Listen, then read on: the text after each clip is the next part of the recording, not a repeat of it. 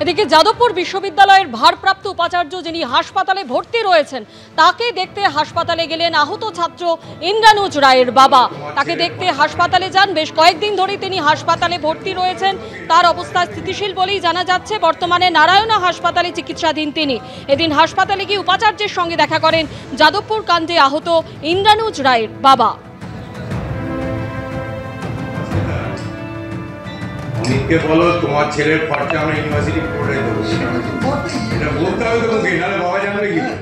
শিক্ষামন্ত্রীর গাড়ির ধাক্কায় আহত ছাত্র ইন্দ্রানুজ রায়কে হাসপাতাল থেকে ছেড়ে দেওয়ার সিদ্ধান্ত নিল মেডিকেল বোর্ড। আগামীকাল হাসপাতাল থেকে বাড়ি ফিরবেন ইন্দ্রানুজ রায়। তার বাঁ চোখের পাশে যে 14টা সেলাই পড়েছিল সেই সেলাই কাটা হয়েছে বলে জানা যাচ্ছে। হাত এবং পায়ে যে আঘাত সেই আঘাতেরও উন্নতি হয়েছে বলে জানা যাচ্ছে।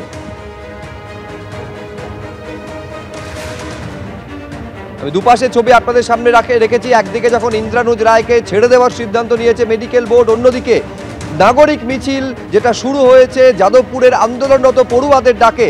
একেবারে শনিবার দিন যে ঘটনা ঘটেছিল তারই প্রতিবাদে এই নাগরিক মিছিল এই মুহূর্তে চলছে যাদবপুর বিশ্ববিদ্যালয় ক্যাম্পাসে।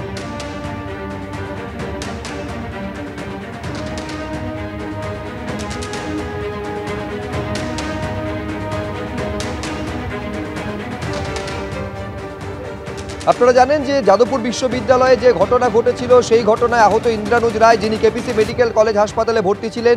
আমাদের প্রতিনিধিকে দেওয়া একান্ত সাক্ষাৎকারে আজকে তিনি কি বলছেন দেখব।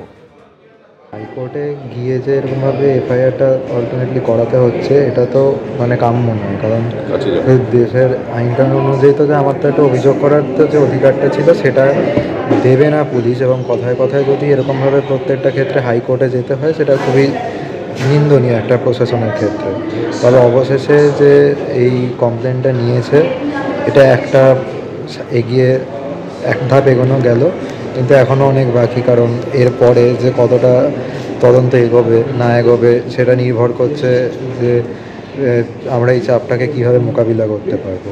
এবং মানে এটাই দেখার যে সরকার কথায় কথায় মানে হাইকোর্টের সাথে কোনো বিরোধিতা যদি সরকারের হয় তখন তারা কথায় কথায় সুপ্রিম কোর্ট চলে যায়, সেখান থেকে আবার তারা মুখ পুড়িয়ে ফিরে আসে। তো জনগণের ট্যাক্সের টাকায় যে সরকার চলছে তাদেরকে এরকম বারবার কোর্টে উকিলের খরচের পিছনে টাকা নষ্ট করতে হবে, এটাও কাম্য নয়। তো পুলিশ প্রশাসন মানে পুলিশ অন্তত যদি তৃণমূলের দলদাস হয়ে কাজ করাটা বন্ধ করে তাহলে মনে হয় রাজ্যের আইন শৃঙ্খলার ক্ষেত্রেও অনেক উন্নতি ঘটা সম্ভব হতে পারে।